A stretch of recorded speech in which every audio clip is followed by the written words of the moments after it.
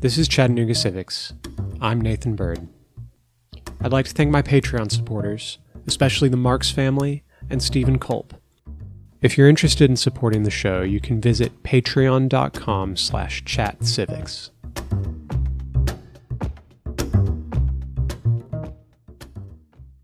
My name is Lesley Scearce, and I'm the president and CEO of the United Way of Greater Chattanooga.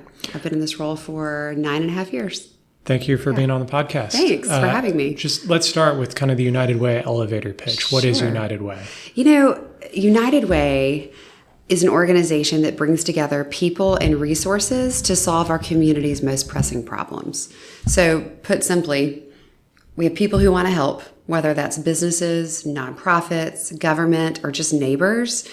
And then there's specific resources they need to be coupled up with and paired with in order to have impact. And we are really a broker of impact. Mm-hmm.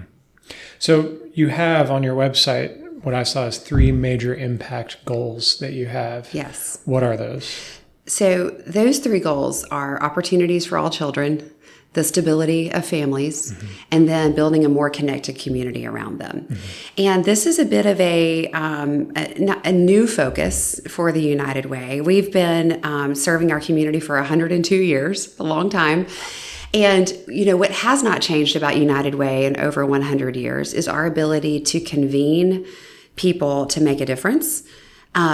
What has changed is over the years, we are really adept at scanning the community to say, what are the biggest needs right now? Mm-hmm. Where are the opportunities for our community in the future?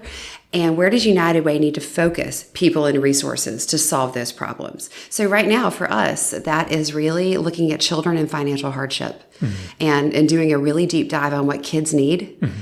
And those 3 impact focuses are defined because children are raised in families that are supported by communities. It sounds like such common sense, but it's helpful to step back and pause and think about, what do kids really need? What do families really need? And then what do communities need to support them? Mm-hmm. So as I was looking through the website, I found a few different programs that seem to fit within each of those impact goals. So I just want to highlight a few of these programs and ask about how they work and what impact they've had. So I want to start with the opportunities for children. I saw there's a tutoring program. That's right. That you all offer. Can you tell us more about that? Yes. So this is fun. First of all, United Way gets to sit at the intersection of government, nonprofits, and community. And so we will oftentimes partner with government to execute on large-scale grants and large-scale programs. So several years ago, you probably remember the 3rd grade reading retention law that basically said if kids aren't reading on grade level by 3rd grade, then they will be reclassed to do 3rd grade over again, so that they weren't passing kids forward who didn't have the skills they need. Well, along with that, they recognized how many kids were behind. And that high dosage, low ratio tutoring, so that's a lot of words, that basically means a lot of hours, intense time, quality time, one-on-one, mm-hmm. actually works and is proven time and time again to help get a child back on track in literacy and math the fastest. Mm-hmm. So what the United Way did is we received a grant from the Department of Education at the state of Tennessee, and we were able then to pass those dollars through to out-of-school time partners like Boys and Girls Club, Girls Inc., Northside Neighborhood House, the YMCA, but also tutoring in schools. So we were able to give a lot of support to Hamilton County schools. And as of today, we are proud to say that 2,284 elementary students were part of that effort. And the outcomes are great. Those kids are back on track and doing well. That's fantastic. Yeah, it's exciting. Where do you find the tutors for those programs, and how do you pair them with the kids that need it? Well, it depends on whether it's in school or out of school, mm-hmm. of course. And the tutors have to be very well trained. And so oftentimes the very best tutors are teachers themselves, mm-hmm. or retired teachers, or college students who are going to school for education. And then we also had a handful of community volunteers who stepped up, wanted to be trained and step in. To spend that one-on-one time with a kid every week. It's no small feat. You know, this isn't like a fly in and fly out kind of tutoring program, 30 minutes once a week. This is hours a week. And so we pay them, and we pay them well, because it's a skill that needs to be valued and needs to be invested in. That's fantastic. Yeah. So if somebody wanted to apply to be a tutor, are there openings for that? Or is that kind of a rolling basis? It's a roll. So right now, the state of Tennessee is trying to determine what they're going to do with the future of this effort. For this coming year, we still have efforts going with Hamilton County Schools and how they're planning to lead this forward. Our partnership with Chattanooga 2.0, they're doing some really amazing high dosage tutoring over in schools in the East Side. So they're a great organization to connect to as well. But as far as the out of school time tutoring, that chapter is closing on this grant right now. That's always the challenge, right? Is we look to stand in the gaps where there are needs and amplify a really big impact, like 2,300 kids. But sometimes if the funding shifts or is no longer available, this was all COVID related funding. Right. Okay. Then we have to find other ways to sustain that work and invest in the future. So the next impact goal that y'all had was economic mobility for families. And I know y'all just had a big event called United for Working Families. Can you tell us about that event and then just this goal in general, economic mobility for families, and what y'all are doing Absolutely. to promote that? So right now in Hamilton County, 38% of households are falling into an acronym that we call ALICE. So stick with me for a minute. ALICE stands for Asset Limited, which means no safety net in a time of crisis. Income constrained, which means the income coming into a household is less and it's not adding up to the actual household expenses. And the E is for employed. So Alice is oftentimes working sometimes 2 and 3 jobs to make ends meet and still can't keep their families head above water. So Alice households are essentially making really impossible decisions every day, like, do I buy baby formula or buy this medication? Do I go to the laundromat to wash my kids' clothes or put food on the table? And that's been very important for the United Way to elevate, because 38% of households in Hamilton County fall under that ALICE threshold. Wow. 38%. And if you peel that layer back and really get granular, we've got about 9,500 ALICE households with children. The reason why we are honing in on households with children is because we know we can have an outsized impact, not just on our community and our families today, if those families are more stable economically, but all of the research proves that if you stabilize a family when their children are young, that has generational impact. It changes everything. Mm-hmm. And so we've really gone all in on raising awareness and strategies and practical programming to impact ALICE households. So some ways we're doing it. You mentioned an event we just had. Yes, we launched an effort called United for Working Families last year. So this was our second event this year. We had over 400 community leaders come together, business leaders primarily, so CEOs, people leaders, HR leaders. A lot of our elected officials were part of the conversation as well. And the entire day was focused on how to build and create family-friendly workplaces. Families have a lot of stress, especially ALICE households. And so those stresses are everywhere from where's the next meal coming from, to transportation issues, childcare, which we could dive into any of these issues if you want, affordable housing, access to medical. Most people have medical insurance, but they're typically high deductible plans, so it's unaffordable healthcare. Technology, food, essentially all of the complexities that families are walking through every day. When an employer who's already employing ALICE recognizes the impact they can have, sometimes in the smallest tweaks, to change, whether it's their wages, their benefit structure, their policies, their practices, the impact on that family is unbelievable. That's what United for Working Families is all about. We are making the claim that the health of our workplaces is directly tied to the health of our families, And those two things together really chart our shared future. Mm-hmm. So it's a newer initiative, but we're already seeing a lot of traction. So what does that look like on a practical level? Yeah. Is this just connecting workplace leaders with the data to show the impact that they can have and providing those recommendations and kind of leaving it up to them? Are there incentives? Like, what does this look like? So it started with connecting workplace leaders to the data. And in fact, we have all of our ALICE data online. The dashboards are interactive. They're really quite powerful. So I encourage people to check that out on our website. But this is pretty remarkable. We started just training workplace leaders in ALICE and saying, hey, just in case you're curious, here's what's happening in our community and with your own employees.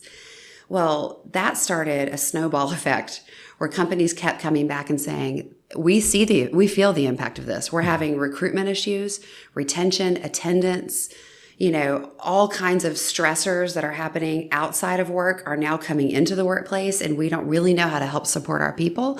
So we recognized we had a really amazing role to play. So when we launched United for Working Families, it is to connect to the data, learning, but now it's going even further to actual practical programming we're offering. Here's a good example. We are launching a 3-day SHRM credited. So if you're in the HR world, you know what SHRM is, right? SHRM credited curriculum called ALICE at Work. And we piloted this in July with Southern Champion Tray, CBL Properties, and the Northside Neighborhood House, just to ensure that what we were, delivering was on point for the needs of employers. What this 12-hour curriculum does is it takes the data of your own employees, confidentially, runs it through all the ALICE filters, which, is looking at your household size and makeup and where you live, those types of things make a difference in your household expenses. And then looking at your own people's data, you're able to chart through different modules that help you look at wages, benefits, policies, and practices. And so companies are creating their own individualized plans for how to better support their workers. Mm-hmm. And the feedback has been amazing, just amazing. We heard at the event from leaders from CBL and Southern Champion Tray who just said, they knew they had their finger on the pulse of their people, but this actually gave them really practical things they could do differently at work to help stabilize their own workforce. And another, leader put it that, really more than anything, it's helping people leaders gain empathy for what their own people are going through every day. Mm-hmm. And so the outcome of that is practical. It's that we want to see at least 50 companies join us in the next 2 years to complete ALICE at Work. And then they began to make their own, sometimes small, sometimes big tweaks to how they operate in order to have a deeper impact on their own families. That's pretty awesome. Can you share some of the more specific tweaks that you've seen be successful and what impact those have had? I can, for sure. So one of the most significant is, and they won't mind if I share who they are, so Coca-Cola United, the local bottling company, after examining all of the ALICE data, they did an entire wage overhaul for their frontline workers and drivers and basically reworked their wages in order to ensure that they're matching what an entire family needs to thrive. That's a big deal. And that's not just helping Hamilton County, that's the entire Coca-Cola footprint, right? Mm-hmm. Where they're hiring and retaining people. Then another great example is we are working with a local manufacturing company who, flexibility is a big opportunity to help families. But if you're working on a manufacturing line, flexibility is hard. You can't just up and leave. So what this particular company did is they started getting creative with technology for shift swapping. If you needed to go take your kid to the doctor, you could bid your shift out to someone else to take it. And it just gave people more agency and more control over their own lives and schedules. Another manufacturer is looking at what I like to call a mom shift. So frankly, in our community, we need, especially manufacturing, is recognizing that they need to hire more women. The labor market in terms of men, it's not tapping out, but it's tight. And so if you want to hire more women into manufacturing, you got to think about some things differently. So this company is considering a shift from 9 to 2. Drop your kids off at school in the morning, pick them up in the afternoon. How awesome is that? Just little changes sometimes can make the biggest difference. Another great example I've seen is companies who are looking at how they may have an EAP for their own people for mental health or counseling. They're expanding those sessions now to a person's family. Oh. And I'll tell you right now, if you have a company, and United Way does this, who takes care of your child when your child is in need, you'll be loyal to that company for a really long time. And one more great example, another local EPB, who is a great employer, recognize that they offer all kinds of family-friendly benefits, but that doesn't mean that they're being used, and it doesn't necessarily mean the whole family knows what they are. Because when you sign up for insurance and benefits, it's usually the person at work who's doing it, right? I should go home and tell my husband and kids, hey guys, we have all these great options, but I don't always do that. So they are working towards a family-friendly benefit fair where the whole family shows up and gets access to what EPB is offering them. So that takes very little to do, but it is a huge win and a huge gesture for families getting the medical access they need, to wellness, flexibility. Some companies are examining creative childcare solutions. It's pretty awesome to see the shifts when people just open their eyes. Mm-hmm. And I know this was conceived originally for these asset limited, income constrained families. But these all sound like things that would spill over into the workplace more broadly and benefit everybody. Family-friendly workplaces are good for everyone. They're great for the employer. They're great for everyone inside that workplace, but they're especially good for Alice households. Mm-hmm. So I think that's the beauty of this is, if I'm able to achieve a work-life balance to be great at home, and which is funny because I'll be racing out here to go pick my kids up in a little bit, to be great at home and great at work, everyone wins. But if your family is already financially stressed and dealing with the complexities that Alice does, having greater support in the workplace, I think goes even further. Right, absolutely. Yeah. Something we want to see happen is over time. So this year, the education, piloting Alice at work with companies, connecting companies to others who are maybe leading the way across the country so they can learn and innovate together. All of those things are happening. One day, I would like to see the United Way be able to offer our 211 services on the ground in a workplace. So what that means is, United Way runs 211, which is if you have any kind of need, whether it's for food, utility payment, affordable housing, medical, if your kid needs a tutor, you can call the United Way. And this year we fielded over 73,000 local requests into our 211. And then United Way, we play our role of connector. And we will connect you to the community services that you need in order to be strong, stable, and help meet those needs. Well, think about an Alice worker. You might be working different shifts, or you might even just be there from 9 to 5. Well, when you get off at 5:30, the food bank may not be open, or the resource you need to get may not be available. So we are intrigued by the idea, and employers are too, of what would it look like to put United Way team members, embed them into a company so that if someone shows up to work today on the manufacturing line and they're dealing with a tremendous stressor, we can be the connection for them to what they need in the community. Employers are seeing the need for this more and more, and I think that would be a game changer. Yeah, that sounds really interesting. I'm glad you brought up 211 because I do want to talk about that. That's a program that I think gets overlooked and a lot of people might not know about it. Yes. And it's got an interesting relationship between you as the operator at United Way, but also it's generally funded, at least partially, by the city. I know they voted on providing funds for it. So that's right. Explain a little bit more the background of 211, Sure. how it started, how it works. Yes.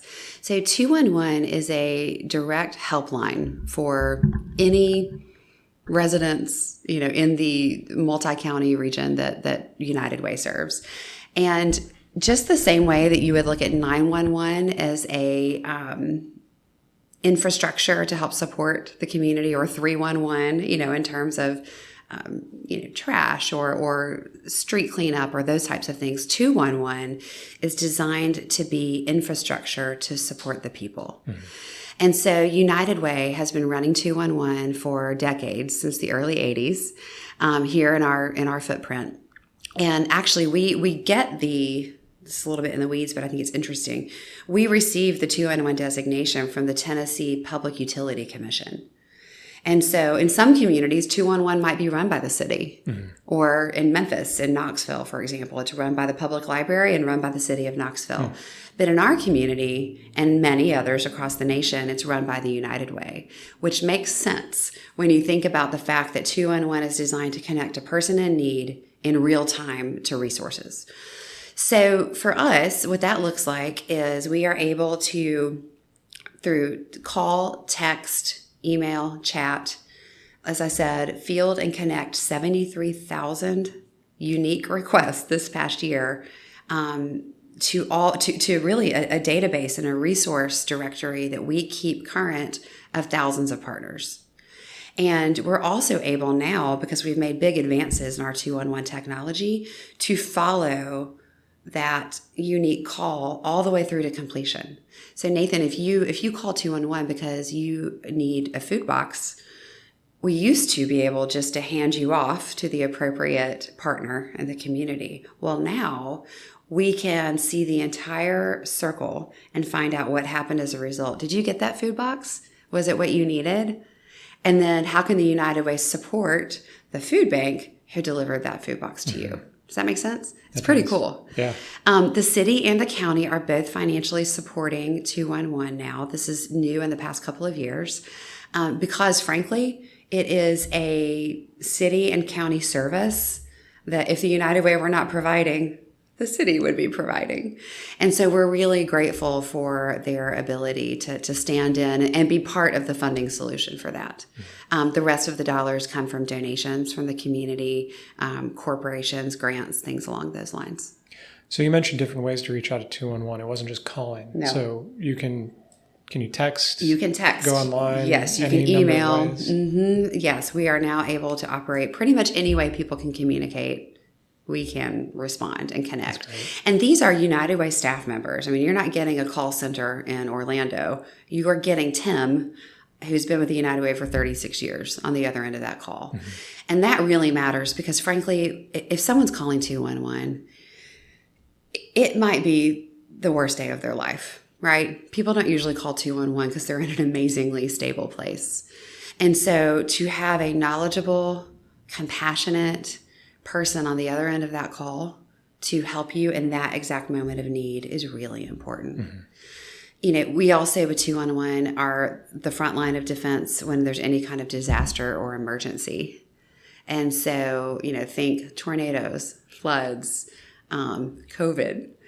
We were able to use 211 to really stand up a entire COVID response around the community. So it's more than just a resource referral. I see 211 as a bridge to real stability in our community and infrastructure, frankly. That's great. Thank you. Yeah. There was one more point on connected communities that I wanted to hit. Yes. I saw this on the website and it seemed very interesting. Something called the Benefit Kitchen. Yes. Could you talk about that? Absolutely. So we realized, and I'm actually going to give you an exact number. Okay. So this is hot off the presses, this data on Alice children. You can quote me, but we're not actually publishing this for the next 2 weeks. So this is embargoed information. But what we found out pretty quickly is how many children below the Alice threshold and how many families have access to benefits like SNAP, which, some would recall that as food stamps, right? Mm-hmm. But SNAP, WIC, other benefits or entitlements that the government has in place to be a safety net. So few families are actually enrolled in those things. And that means we're leaving an awful lot of money on the table to help support families. And so, but the reason why I think a lot of either households in poverty or households in this Alice bubble aren't getting access to these things is because it's complicated. It takes a lot to be able to see if you qualify for these benefits. And so Benefit Kitchen is an app that you can text, and it immediately will send you back a very simple form that you can fill out, and it will tell you what benefits you're eligible for all in one place. And then it also gives you an opportunity to register for those things right there. You've talked a little bit about how these programs are funded. You've mentioned a few different funding sources through grants and through giving, but I'd like to get a comprehensive picture of how United Way is funded. Absolutely. So first important thing to note is that every dollar given to the local United Way stays here locally. I think there's a misconception that giving might go to United Way worldwide or to some other community. It's not. We are wholly local, which I think is very powerful. And so the primary source of revenue for the United Way is giving. We have a generous community, and I think it's exciting to see that hundreds of companies partner with the United Way to run employee campaigns. And at the same time, we've got lots of givers outside of the workplace who step up to do what they can. So if you look at our budget specifically, I'm just going to ballpark these numbers for you, right? But we're looking at about, $9.5 million in funds that are raised, where then we turn around and invest those funds right back into the community through the various efforts we've discussed, whether it's programming United Way is running, or volunteerism efforts, or grants to nonprofits. I think that's really important to note, is that we fund 73 local nonprofits to join us in this work. So primarily, it's giving. And a generous, connected community really matters. Two other key things is we do have around $1 million in our budget for contracts, grants, services, things that we're able to provide, to partners and government entities. And then something very special is that we have an endowment that we, back in the 70s, generous people donated to that. And every year we draw 5%. And that endowment draw funds most of our administrative overhead. So keeping the lights on, funding the administrative staff, making sure the United Way can function. So you're bringing in money mostly through fundraising and a handful of grants, and then you're supporting 73 different local nonprofits. What's the benefit of that structure of kind of passing the money through United Way? Are these smaller nonprofits that don't have the same kind of grant writing ability, or what's the benefit there of operating that Both way? and. The benefit, I think, is really that when you give to the United Way, you are investing in a collaborative cohort of organizations. And we all know the multiplication factor that happens when people are working together. And so United Way's agencies, we are investing in their capacity, in their growth, in their accountability, and being able to show results for the dollars that they're getting. And so when you give to us, and then we don't just pass through, but I would say we invest those dollars very strategically into this cohort of nonprofits, you're going to see a greater impact than when you give directly on your own. Now, the second is what you mentioned. Some of United Way's partners are incredibly advanced and big organizations that are doing very sophisticated work in the community. But then a few years ago, we opened up this grant-making process, frankly, to be more inclusive in the community, and invited new partners to the table. And a lot of those partners are small and grassroots, and they may not have a big marketing team or a big grant writing team. And so it's been really fun to invest in groups of nonprofits that are all over the map, but I do believe the tide rises, right? When we're investing in this group, they're all performing better, collaborating better, and seeing a greater result. And then the United Way dollars we're investing directly, the tutoring effort's a great example of that. Those are dollars we are investing directly back into our area schools and nonprofits we're partnering with. But that goes above and beyond our annual community investment process. Yeah. Awesome. Thank you. Thanks. I've got one last question. I saw on your website that you have a policy committee. I was hoping you could talk a little bit about that, what they do, how they operate. Is this company policies that they're looking at adjusting, or is this public policy that is being, I guess, lobbied might not be the right word, but helping local governments and state governments tweak their policies? A few years ago when we decided to really double down on children and families in financial hardship, we know the nonprofit community can do so much. It's remarkable, actually, how scrappy and collaborative we are. However, we will never see the transformational improvements we want to see unless there are changes made at the local, state, and federal government level. So we decided to jump in and start doing actual advocacy and policy work, primarily locally and state, but frankly, we just received a significant earmark from Congressman Fleischman to expand 211 services. So this policy committee is made up of elected officials, people who have their finger on the pulse of public policy, and also corporate government affairs and government relations staff people who all come together to say, what are the priorities for the community based on the United Way's agenda, data, what we see. And then we help educate this policy committee on what's happening at the state and federal level, local level, and also how they can get involved in things they can do. So this committee's been awesome. We've had everything from Senator Watson coming to walk the group through the line items of the state budget, to Mayor Kelly, Mayor Womp coming to talk about their local priorities, all the way to partnering with federal folks at the federal level to give us insight on the climate in DC and what we can expect. I believe we will see the greatest impact when we are not just supporting our nonprofits, but we're seeing companies change the way they work through United for Working Families, and then our government partners doing the same. And that will amplify the change we want to see for these 9,500 families. Absolutely. Well, I think that's about everything, unless there's something you'd like to add or something we haven't covered. I think my only thing I would want to add is a call to the community to get engaged. I mean, the beauty of the United Way is we are a place where you can find yourself if you just want to connect and serve. Back to the idea of connected community. We'll deploy just next week, Day of Caring. We're going to deploy 850 volunteers across the community to do projects. We are constantly finding ways to connect people with their passions in the community. And so we're here. If anyone wants to give, if they want to advocate and join, some of this very particular work around Alice households, and if they want to volunteer, we've got the people who can connect you to your passion. And how do you reach out to find out more about these programs? Well, the best way is probably the website. And so that would be unitedwaycha.org.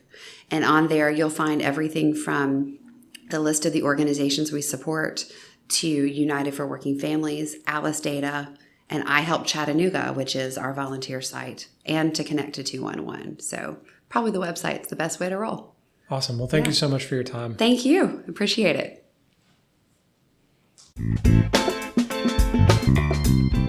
I hope you've enjoyed this episode of Chattanooga Civics. Our music was written and recorded by Kevin MacLeod. Find more civic resources at ChattanoogaCivics.com. Chattanooga Civics is a member of the Podnooga Network. To find more great podcasts from local creators, find Podnooga on Facebook and Instagram or on the web at podnooganetwork.com. Thanks for listening.